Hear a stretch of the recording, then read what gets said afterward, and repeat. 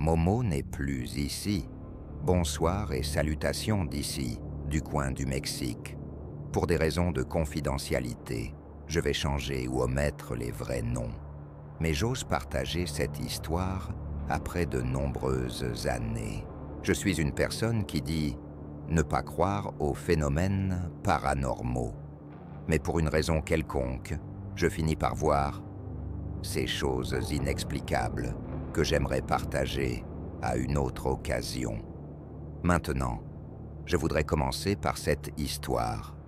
J'espère que vous la prendrez en considération et merci pour votre travail. Je viens de Tijuana, une ville frontalière dans l'État de Basse-Californie, au Mexique. C'est une ville caractérisée par un flux abondant d'immigrants. Personnellement, j'ai eu des contacts avec de nombreuses personnes qui essaient de traverser illégalement aux États-Unis et, pour une raison ou une autre, finissent ici, à Tijuana.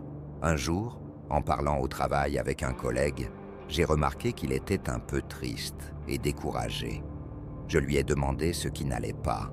Un jour comme aujourd'hui, mais il y a de nombreuses années, je suis arrivé dans cette ville. Puis-je te raconter quelque chose? Mais tu ne te moqueras pas de moi, a-t-il répondu. Cela m'a surpris parce que c'était une personne très sérieuse. Il a alors commencé à me parler de son voyage vers les États-Unis depuis Durango. Au début, tout semblait normal. J'avais déjà entendu de nombreuses histoires similaires ici à Tijuana. Ces histoires de personnes qui ne parviennent pas à traverser aux États-Unis et restent ici sont courantes. La partie inhabituelle de l'histoire de mon collègue commence quand il dit qu'il est arrivé dans l'État de Chihuahua. Il a dit que la personne qui les conduisait dans un camion les a déposés et leur a dit « Ici, je vous laisse. Vous marcherez environ 3 ou 4 heures dans cette direction, au nord-est. Vous atteindrez un camp où se trouvera le coyote. Les coyotes sont des personnes qui vous aident à traverser illégalement aux États-Unis, également connus sous le nom de poleros. » Selon mon collègue, il était environ 16h lorsqu'ils ont commencé à marcher. Environ 1h30 après le début de la marche, mon collègue a commencé à se sentir nerveux, car plus ils marchaient, plus ils entrèrent dans une zone montagneuse. Cela lui a donné un mauvais pressentiment, et il n'était pas très convaincu de continuer. Il est bien connu que parfois les coyotes laissent simplement les gens à leur sort, sans les faire traverser de l'autre côté. Après environ 1 autre heure, ils étaient très profondément dans les montagnes et ne voyaient aucun signe de colonie ou de personnes à des kilomètres. Mon collègue et une autre personne ont décidé de retourner à l'autoroute. Les autres ont refusé et ont préféré continuer à avancer. Il dit que c'était l'automne et très froid dans les montagnes de Chihuahua. Ils avaient marché pendant environ 1 heure, en revenant lorsque le froid est devenu insupportable. Au loin, ils ont vu une lumière venant d'une colline. Ils ont immédiatement pensé que cela pourrait être le coyote. Alors, ils se sont précipités en haut de la colline. Mais tout ce qu'ils ont trouvé là-haut était une grotte. Il n'y avait ni lumière, ni signe que quelqu'un avait été là. Ils se sont regardés et, comme le froid était si intense, ont décidé de passer la nuit dans cette grotte. Le lendemain, ils décideraient comment retourner dans leur village. Après quelques minutes, mon collègue a pu s'endormir. Il s'est réveillé vers 6h et a remarqué que son compagnon n'était plus là, ce qui lui a semblé très étrange. Il a crié pendant environ 10 minutes pour voir s'il apparaissait. Soudain, il a senti quelque chose approcher de l'intérieur de la grotte. Il s'est immédiatement retourné et a vu son compagnon.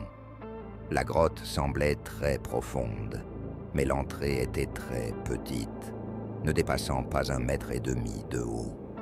Quand il a vu son compagnon sortir des profondeurs, il a immédiatement remarqué que quelque chose n'allait pas.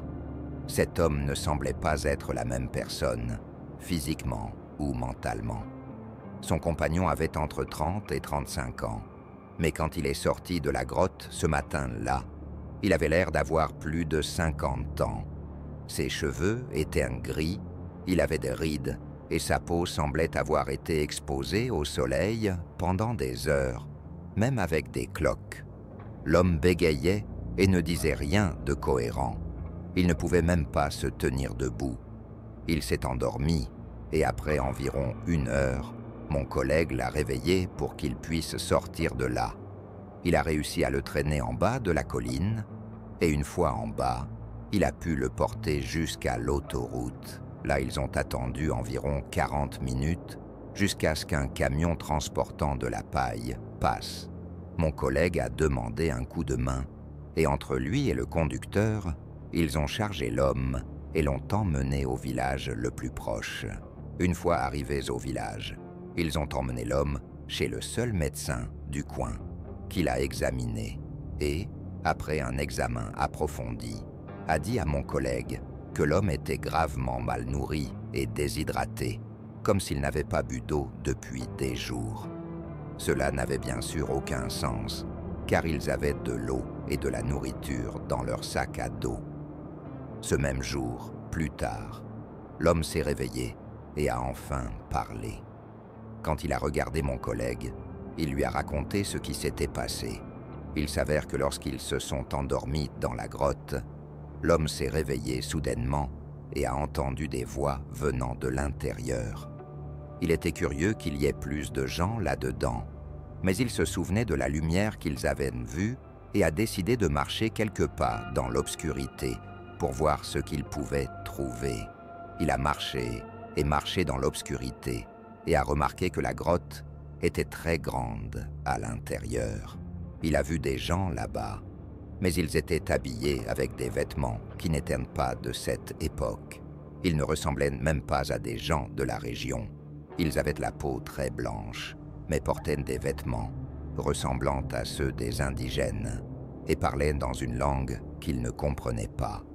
Une femme l'a soudainement remarqué, les regardant dans le noir, s'est approchée de lui et lui a offert 3 pommes.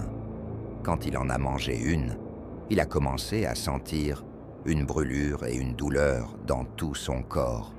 Après cela, il a vu une lumière aveuglante et est tombé par terre. Il les a entendus crier son nom et a voulu suivre le son. Ensuite, il s'est retrouvé à ramper vers la sortie de la grotte. Quand il a raconté tout cela, bien sûr, mon collègue avait peur. Malgré l'incroyabilité de l'histoire, l'homme semblait plus vieux qu'il ne l'était la veille, et cela n'avait aucune explication. Pour ne pas allonger trop l'histoire, mon collègue a perdu l'emplacement de la grotte, car il ne savait pas exactement à quel kilomètre de l'autoroute ils étaient. Après cela, il ne voulait pas revenir en arrière, et a décidé de continuer son voyage, mais maintenant vers l'ouest, jusqu'à ce qu'il atteigne Tijuana, où il est resté. La dernière chose qu'il m'a dite, c'est que son téléphone a sonné et que la mère de l'homme a répondu. Malheureusement, ce compagnon de voyage est mort très jeune. Après avoir retrouvé ses forces, il est retourné dans son village où il a vécu encore 1 an. Mais sa mère a dit qu'il ne s'était jamais complètement rétabli. Au contraire, il a continué à perdre de la force et de la masse musculaire petit à petit. Étant des gens de ressources très limitées, ils n'ont probablement jamais fait les tests appropriés. Selon la mère, le corps de l'homme était si petit et maigre qu'il ressemblait à celui d'un enfant de 11 ans, comme si quelque chose avait consommé son corps. J'insiste, communauté, je ne suis pas croyant. Mais ce que mon collègue m'a dit ce jour-là m'a laissé très pensif. Quelque chose dans ces mots m'a fait penser que tout était réel. J'ai d'autres histoires. Je vous dirai seulement que j'ai travaillé à embaumer des corps, ici à Tijuana. Et je partagerai volontiers mes histoires bientôt. Salutations et succès.